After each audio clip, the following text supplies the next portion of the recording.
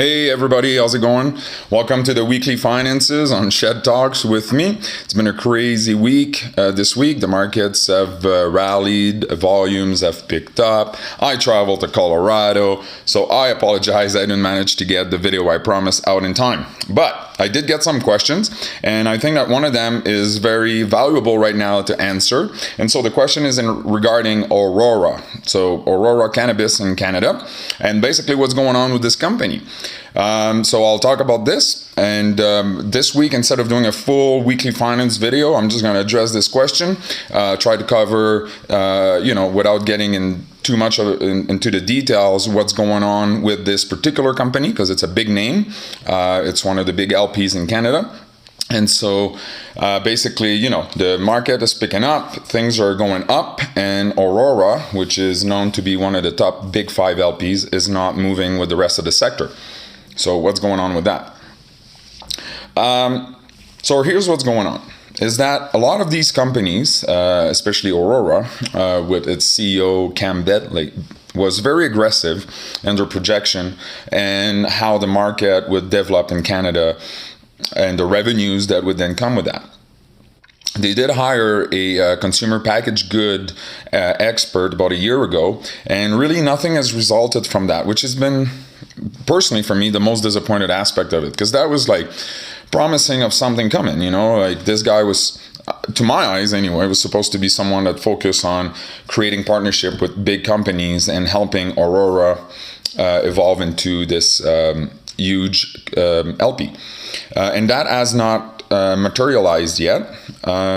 There is a strong possibility that something was going on at the high level management, why the CEO is now reassigned to one of the subsidiary company of Aurora. I'm not going to get into the details of that. It's called Australis. You guys can look it up. If any questions, send them. So what happened a few months ago is that Aurora restructured a finance deal. And so that's not really good, because obviously that means that projections are reviewed down, the deal is refinanced, the cost is different. Most of the time it's because these debts or these financings are due and the company does not have the money to pay it back, and so it looks to extend or restructure the terms of that deal. And that's basically what happened with Aurora. So Aurora, like I said, was really aggressive in their projection in regards to revenues. They were projecting that they'd be profitable by this time. They're not. They were not far from it, but they're not.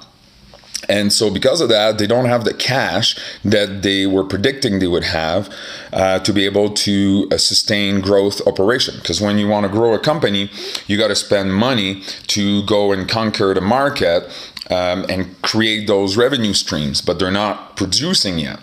And so that's why companies need a lot of capital to get started and properly establish themselves. And it's consuming capital, money, until they reach a certain point where now the money starts flowing in.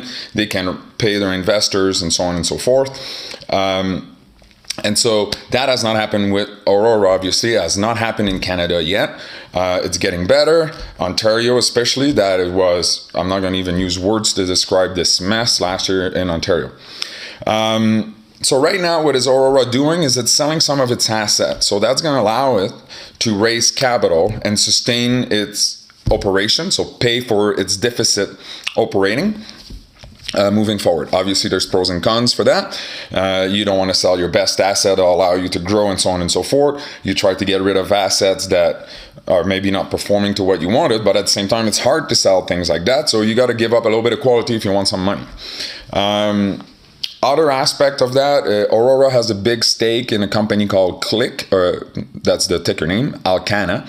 It's a retailer, it's a distribution, alcohol mainly, and has a marijuana side to it as well.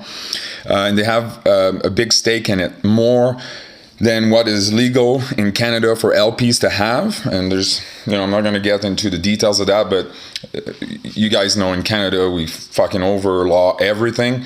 It's ridiculous. And so anyway, there's that pressure, there's that way for them to raise capital also there.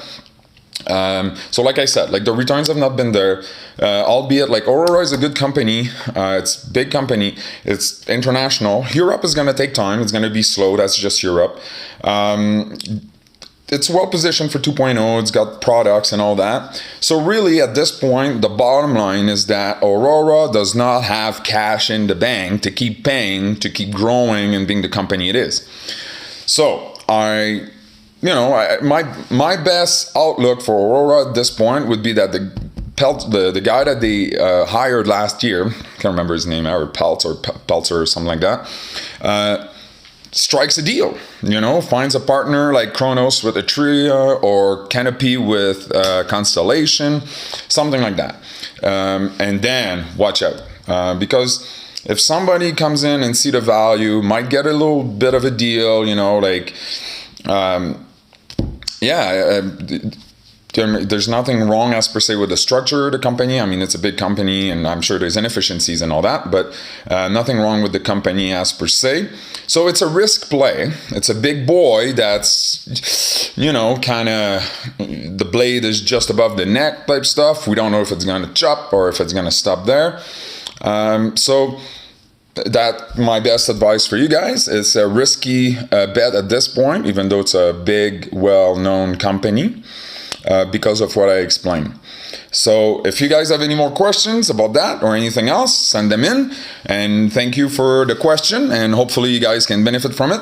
And keep the question coming, guys. Cheers.